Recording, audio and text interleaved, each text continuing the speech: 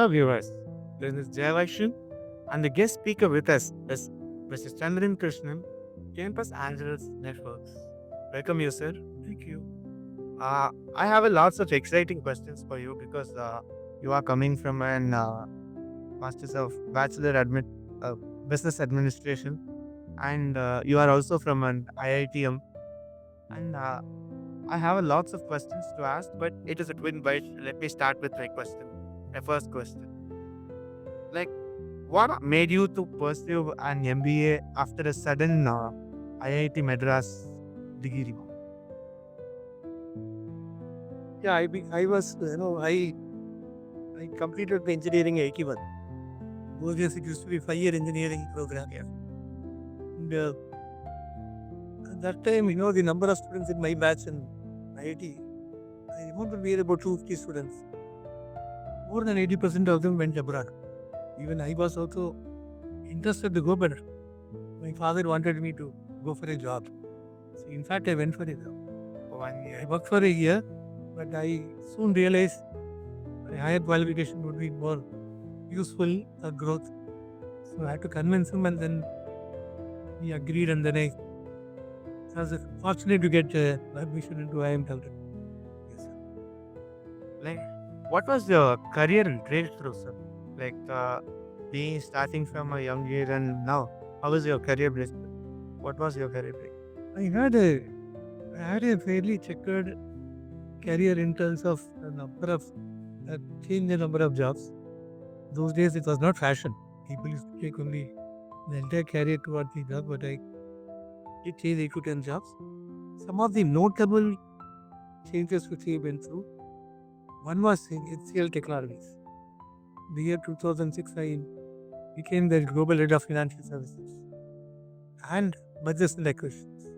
Both were new to me, and got an opportunity to become global. So headed business globally, UK, Europe, US, Australia. That I think was one turning point in my career. The next turning point I think is coming into the startup world. In 2019, I came out of the corporate career to enter into the startup ecosystem, and I headed Chennai Angels. I had a very wonderful journey there, investing in 40-50 startups, then into incubation, and now focusing on incubators only, but supporting deep tech startups. This has been a very interesting phase as well. As in this generation, you see a lot of startups. Why do you think some of the startups are failing? Where do they exactly fail? Oh, that I think you should. I need to give a little. Maybe I need to give you some kind of a. I don't know if you got to call it lesson. See, there are 6 stages to adoption. It starts with germination, that there is an idea to solve a problem or to fulfill a need. The second stage is idea validation, where you need to validate the idea. It has to have enough legs. So for example, if you take Apple version 1, it was, it had only 4 fittings. You could browse, you could send messages, you could email, you could talk, and maybe you could see some programs. Very minimal features, but it sold, right? And today we have the 16th version, where you can do 500 things. 16 versions. So any idea which you pursue should have the potential to take into multiple versions. There should be enough gaps to solve. So idea validation is very important. Third stage is product validation, where you validate your product, build a solution which is unique, scalable, having multiple technologies, patentable, and something which creates wow for the customer, and customer is willing to pay for it. Only if customer is willing to pay for it, you have product validation. The next stage is market validation, where you need to validate what channel to use for distributing that product. How do I engage so that customer sticks with me? And how do I charge so that there's enough margin for me? So if you are able to do market validation properly, then you go to growth and then go to scaling. These are the 6 stages. Startups have to do every step correctly. If you have not done your idea validation properly, you're bound to fail somewhere. It won't work. Well, if you have I know some startup, they say, I'm making a product which is 30% cheaper than China. That one, just have that one factory can't start a startup. Because anybody can copy, anybody can do this. So, similarly, if you don't get the right technology and don't build the right product, and don't get that early customer and jump into market, then you are missing an important step. Similarly in marketing. So, if you have not done some of these tricks correctly, you are bound to fail. That is what happens. But then it comes to a typical question. What did you say? Like market validation is more important.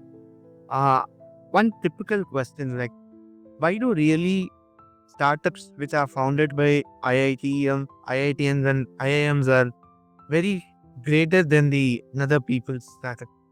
I really don't know. I really don't know. The one is, I mean, they're going.